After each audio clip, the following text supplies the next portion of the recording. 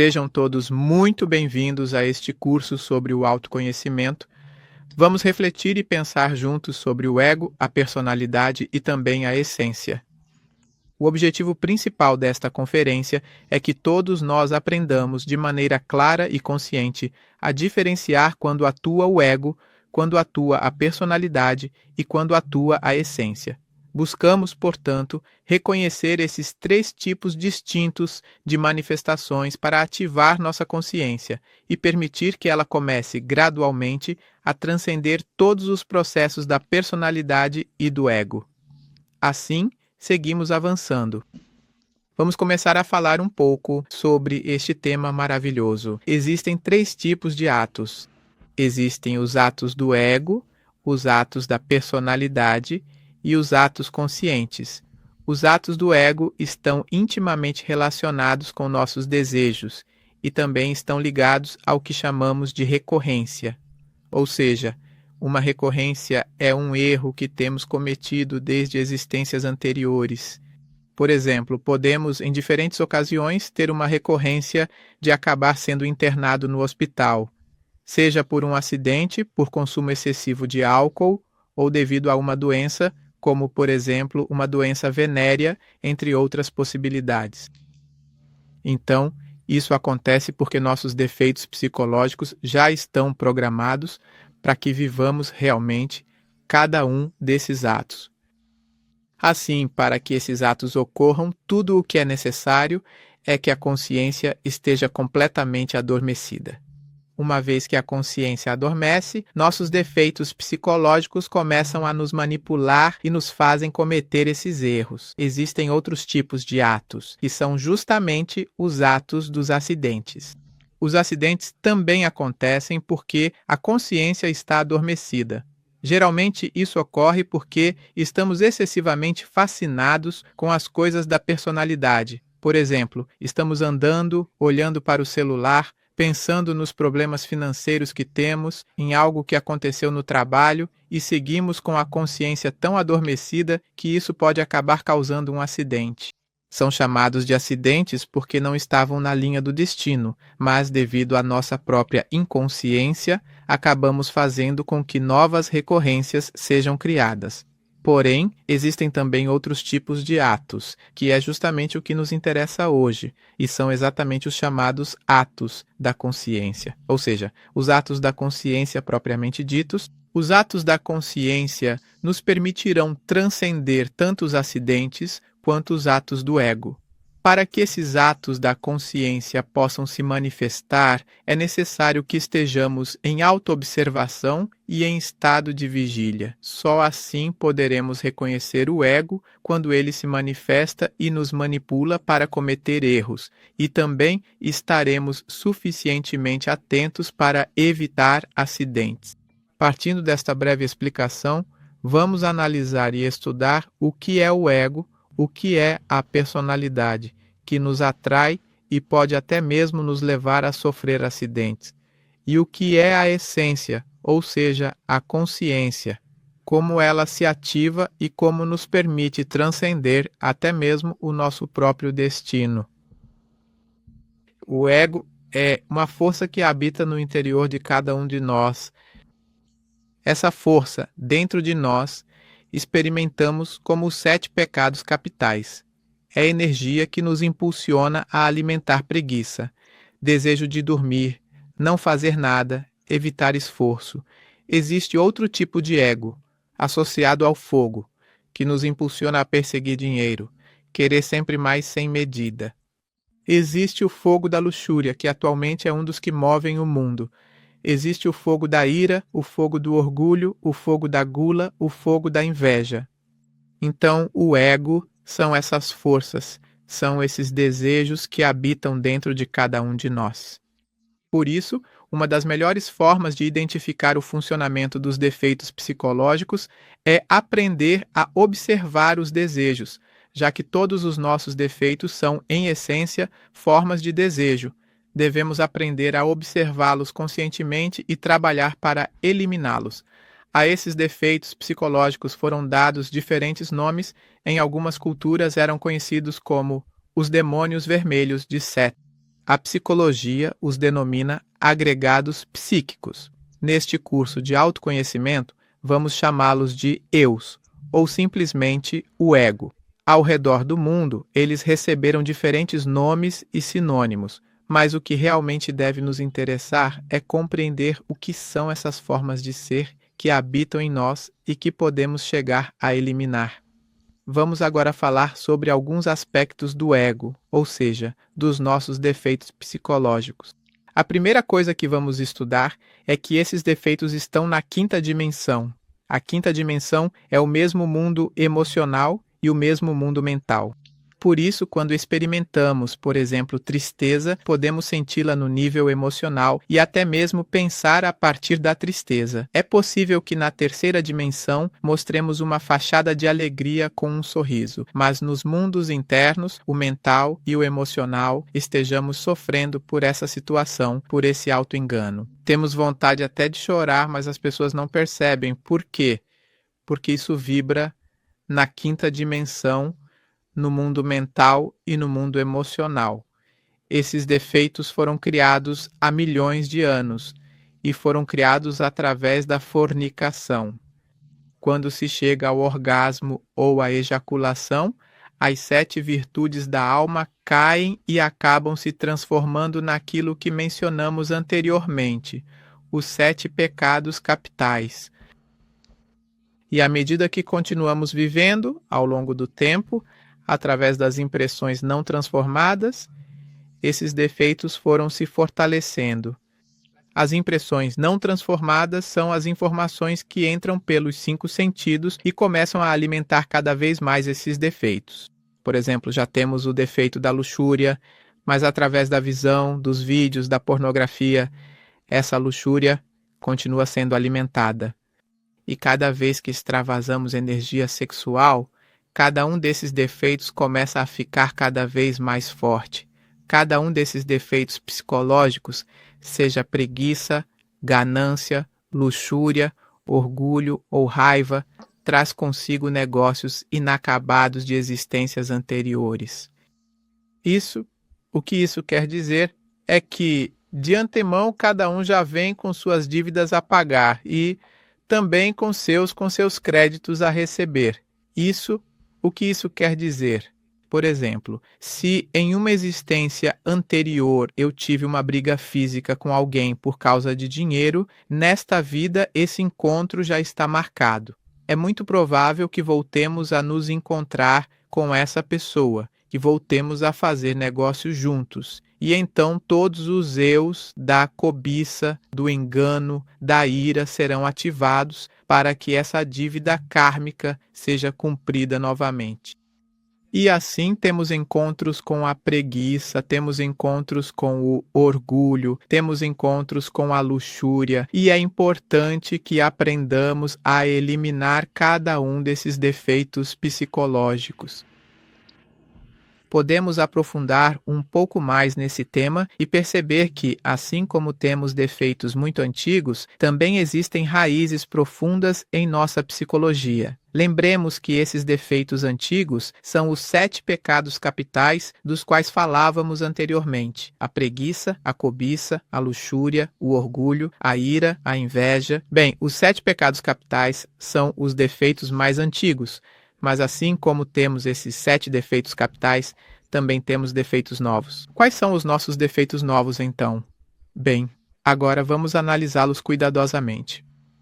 Também existem defeitos mais recentes, como aqueles relacionados às redes sociais, que hoje em dia podem nos tornar escravos. Por exemplo, há os defeitos ligados ao cinema, a determinadas marcas comerciais, ou até mesmo aqueles que se manifestam como fanatismo por times de futebol ou esportes atuais. Então reparem como, através desses defeitos novos, esses 7 pecados capitais começam a se alimentar. Aqui, o que devemos entender em relação a esse processo do ego é que todos, absolutamente todos os defeitos podem ser eliminados. Existem 2 formas de eliminar os defeitos. A primeira é que nós mesmos façamos isso de forma voluntária. Todos os nossos desejos, todos os defeitos podem ser eliminados. De forma voluntária, vamos precisar aprender a técnica da morte psicológica. A morte psicológica é o processo no qual precisamos aprender a auto-observar-nos. Esse é o primeiro passo. Auto-observar-se consiste em direcionar a atenção de modo consciente e atento com presença para o que pensamos, para o que sentimos e para o que desejamos, porque é aí que o ego se manifesta. Uma vez que tenhamos observado o defeito que, por exemplo, vamos dar um exemplo. Chegamos a um determinado lugar, vemos uma mulher muito bonita. Se a pessoa pratica a autoobservação, que é o primeiro passo, pode descobrir, por exemplo, um estado de enamoramento no centro emocional. Ao mesmo tempo, pode notar uma sensação de morbidez ou luxúria no centro instintivo, enquanto a mente começa a gerar pensamentos lascivos ou a raciocinar dizendo coisas como: "Nossa, que mulher linda!". Quando a pessoa descobre isso através da autoobservação, deve passar para o segundo passo. Esse segundo passo é justamente julgar, de forma consciente, o defeito psicológico.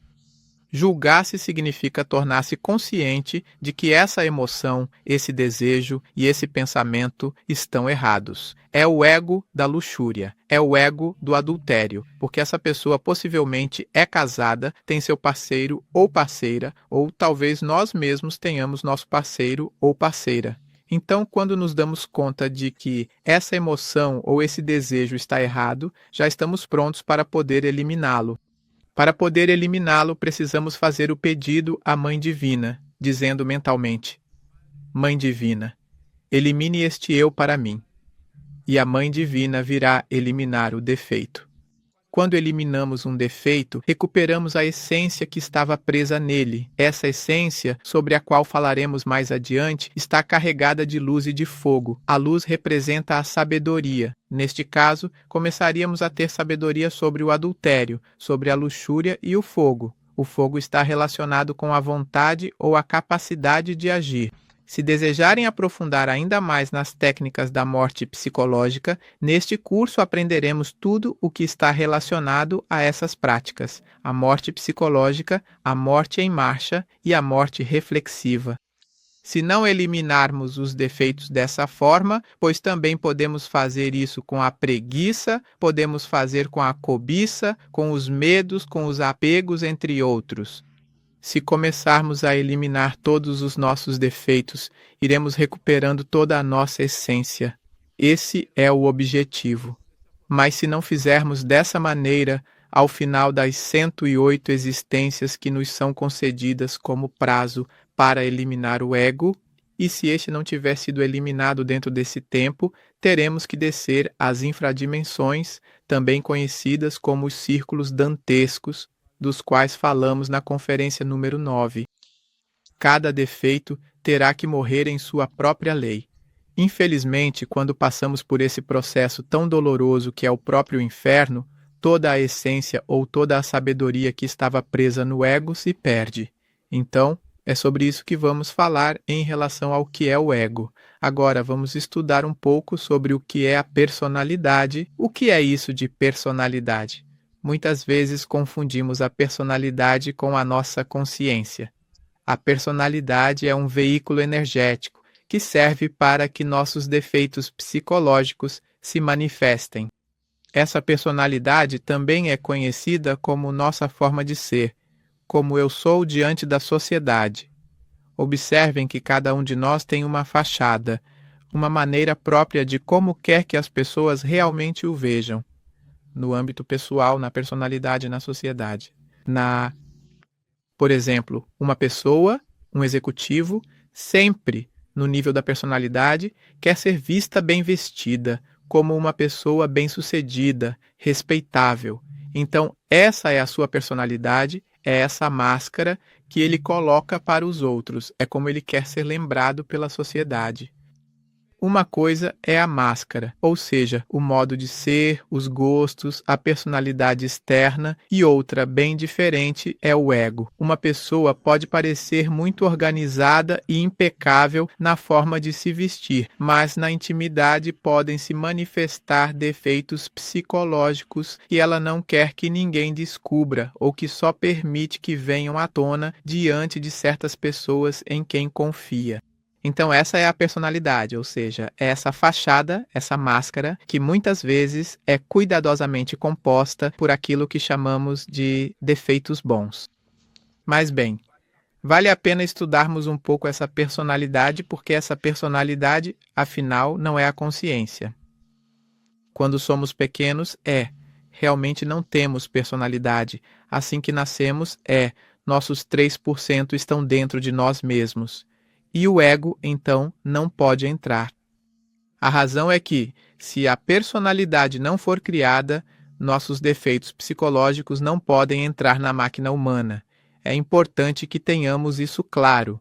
No entanto, com o tempo, começamos a imitar os comportamentos dos outros, e assim começa o processo de identificação e incorporação desses defeitos. Então começamos a copiar a forma como nossos pais se comunicam entre si, começamos a copiar o sotaque que eles têm, começamos a copiar o idioma, começamos a copiar o tipo de religião, começamos a copiar tudo o que está relacionado ao ambiente em que começamos a nos inserir. E pouco a pouco, através dessas informações que vamos absorvendo, começa a se formar nossa própria maneira de ser. Se vemos, por exemplo, que nossos pais estão sempre assistindo televisão e olhando o celular, a criança tende a imitar esse comportamento e, assim, permite que determinados defeitos comecem a entrar através da televisão, dos celulares, das redes sociais, e pouco a pouco, de forma gradual, a criança começa a criar essa personalidade. E assim ele vai se desenvolvendo, vai imitando as coisas da escola, dos amigos, dos familiares, e aproximadamente aos 7 anos de idade, a criança já criou sua personalidade de maneira definitiva, sua própria forma de ser, já registrou claramente o que deve fazer na sociedade, que o importante é estudar, que o importante é ser melhor em determinado esporte, tudo relacionado à competição, e a criança então cria essa famosa personalidade. Mas reparem que não vamos apenas observar a imitação, mas também que a personalidade vai se fortalecer através do lugar onde nasceu, também o idioma, o extrato social também vai estar muito relacionado. Se a criança vai nascer na cidade ou no campo, começará a formar seu jeito de ser em função desse ambiente. Com o tempo, a pessoa chega a acreditar que tudo o que copiou da sociedade é sua verdadeira identidade. Mas na verdade não é assim. Isso é apenas uma fachada, uma máscara que a sociedade nos faz acreditar que somos. O que realmente somos é a essência, o espírito, algo muito mais profundo. E por isso, quando a essência quer se manifestar, ela vai ter que lutar fortemente contra todas as coisas da personalidade, e aí haverá uma luta muito intensa.